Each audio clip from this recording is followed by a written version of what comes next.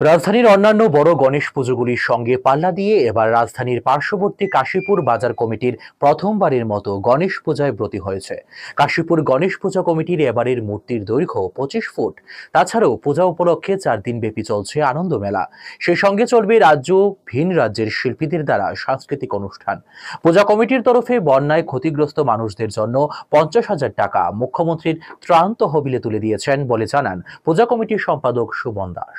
গণেশ পূজা committee Kashipur আজকে আমাদের পথ চলা শুরু করেছি প্রথম বছর। আজকে দ্বিতীয় দিন, কালকে আমরা উদ্বোধন করেছি এই পুজোর।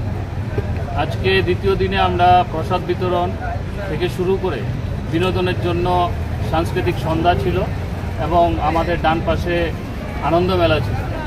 আরও দুটো দিন আমরা এইভাবেই সবাইকে নিয়ে আনন্দে উৎসাহে কাটাতে চাই। আগামী দিনও কালকেও থাকবে আমাদের এই পুজোর জন্য আনন্দ মেলা সহিত সাংস্কৃতিক সন্ধ্যা এবং প্রসাদের আয়োজন থাকবে। সকল রাজ্যবাসীকে আজকে এখান থেকে আমরা জানাই গণেশ চতুর্থীর অনেক অনেক শুভেচ্ছা, অভিনন্দন।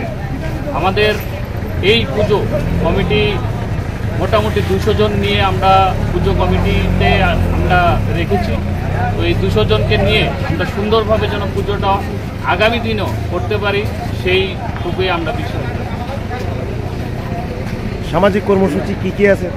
সামাজিক কর্মসূচি হিসাবে আপনারা জানেন কিছুদিন আগে আমাদের এই রাজ্যে একটা ভয়াবহ বন্যা পরিস্থিতি ছিল।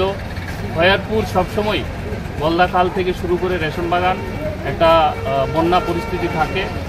সেই জন্য আমরা আমাদের পুজো থেকে কিছু বাজেট কাট করে আমরা আমাদের মাননীয় মুখ্যমন্ত্রীর ত্রাণ তহবিলে আমরা 50,000 টাকা আমরা দান করি।